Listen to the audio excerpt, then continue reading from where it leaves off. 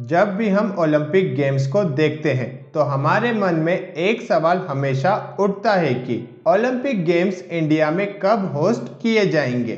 2024 के Olympic games Paris में खेले जाएंगे, 2028 के ओलंपिक गेम्स लॉस एंजलिस और 2032 के ओलंपिक्स जिसकी सबको उम्मीद ये थी कि वो दिल्ली में खेले जाएंगे, पर उसकी मेजबानी अब ऑस्ट्रेलिया के शहर ब्रिस्बेन को दे दी गई है।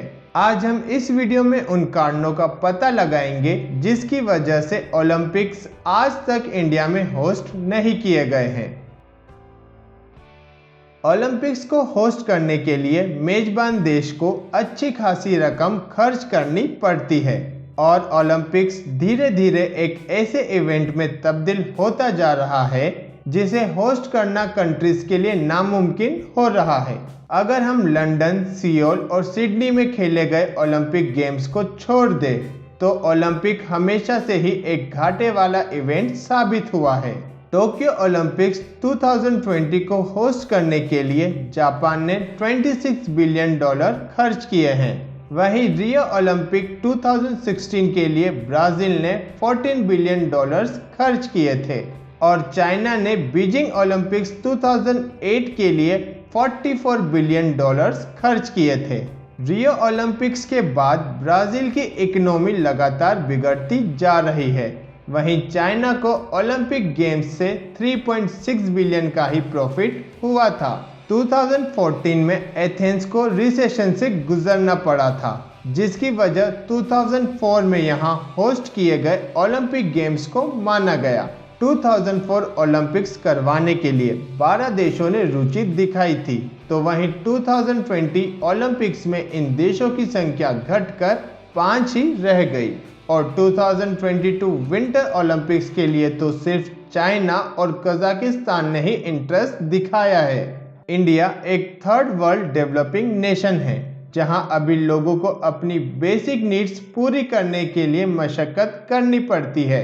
पिछले कुछ सालों में इंडिया की ग्रोथ रेट लगातार गिर रही है और वहीं इंडिया का ट्रेड डिफिसिट भी बढ़ता जा रहा है और ऐसी सिचुएशन में ओलंपिक्स को इंडिया में होस्ट करवाने से बेहतर है कि हम इन्हीं पैसों का यूज अपने डेवलपमेंट पर खर्च करें। ओलंपिक गेम्स एक ही सिटी में होस्ट किए जाते हैं और ओलंपिक होस्ट करने वाली सिटी के पास 25 स्पोर्ट्स और 310 इवेंट्स ऑर्गेनाइज करवाने के लिए इंफ्रास्ट्रक्चर होना चाहिए। इसके अलावा अलग अलग देशों के खिलाड़ी, आईओसी मेंबर्स, हेड्स, एम्बेसडर्स जैसे वीआईपीज को मिलाकर लगभग 20,000 लोगों के अकोमोडेशन का इंतजाम इस सिटी में होना चाहिए। इसके अलावा पार्टिसिपेटिंग कंट्रीज को सपोर्ट करने के लिए आने वाले सपोर्टर्स के लिए भी इंतजाम उस सिटी में होने चाहिए। कुछ स्पोर्ट्स की अपनी अलग रिक्वायरमेंट्स होती है, जैसे रोइंग इवेंट के लिए 12 किलोमीटर की स्ट्रेट रिवर होनी चाहिए, जो कि मेट्रो सिटीज में एक मुश्किल चीज है। ओलंपिक होस्ट करने के लिए इंडिया को काफ़ी स्टेडियम्स बिल्ड करने पड़ेंगे और इन स्टेडियम्स का यूज ओलंपिक्स के बाद नहीं हुआ तो इनका हश्र भी चाइना के द बर्ड नेस्ट एरिना के जैसे होगा, जिसका एनुअल मेंटेनेंस कॉस्ट 30 मिलियंस है।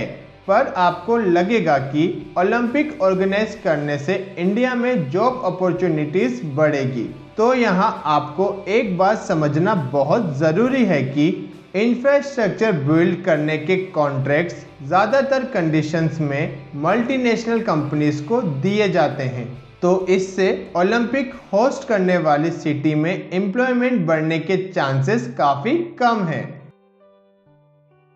अगर इंडिया ओलंपिक्स होस्ट करता है तो इंडियन एथलीट्स को अपना परफॉर्मेंस बूस्ट करना पड़ेगा और इंडिया को मेडल टेबल में टॉप कंट्रीज में फिनिश करना पड़ेगा, जिससे इंडिया ओलंपिक्स में अपनी छाप छोड़ सके और अपने आप को स्पोर्टिंग पावर हाउस साबित कर सके।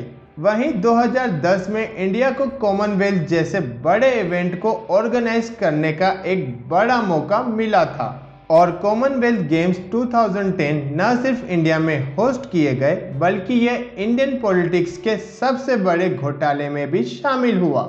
गेम्स के लिए बनाए गए इंफ्रास्ट्रक्चर में न सिर्फ करप्शन किया गया बल्कि ये स्टेडियम्स तय समय पर नहीं बनाए गए और क्वालिटी वाइज भी ये स्टेडियम्स वर्ल्ड क्लास लेवल के नहीं थे। कॉमनवेल्थ गेम्स के 12 दिन पहले एक फुट ब्रिज भी गिर गया जिसकी वजह से इंटरनेशनल मीडिया में इंडिया की काफ़ी बदनामी की गई। अगर हमें ओलंपिक्स को होस्ट करना है तो हमारे देश के लोगों को स्पोर्ट्स को सीरियसली लेना पड़ेगा। हमने अभी तक ओलंपिक्स में सिर्फ 35 मेडल्स ही जीते हैं।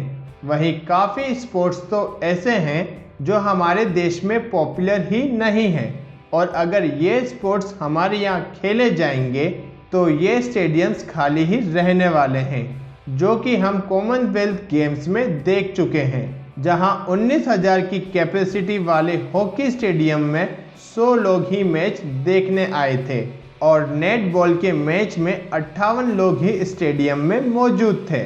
इंडिया को ओलंपिक गेम्स ऑर्गेनाइज करने के लिए एक लॉन्ग टर्म विजन की ज़रूरत है, जहां हमें इस गेम में लगने वाले इंफ्रास्ट्रक्चर को धीरे धीरे बनाने और अपने प्लेयर्स को अच्छी फैसिलिटीज़ देने की ज़रूरत है। वहीं देशवासियों को क्रिकेट के अलावा भी दूसरे स्पोर्ट्स को सपोर्ट और फॉलो करने की ज़रूरत है। इंडियन गवर्नमेंट को ओलंपिक से ज़्यादा इंटरनल डेवलपमेंट पर ध्यान देना चाहिए क्योंकि हर तीसरा भारतीय गरीबी रेखा के नीचे है। 40% भूखे लोग इंडिया में रहते हैं। 46% भारतीय बच्चे और 55% भारतीय महिलाएं कुपोषण का शिकार हैं। महज 12 दिन चलने वाले एक स्पोर्टिंग इवेंट पर अरबों खर्च करने से अच्छा है कि हम इन पैसों का यूज़ अपने लोगों के विकास पर खर्च करें। सो फ्रेंड्स, ये था आज का वीडियो। अगर आपको वीडियो पसंद आया तो इसे लाइक कीजिए, शेयर कीजिए and subscribe to my channel. जय हिंद, जय भारत।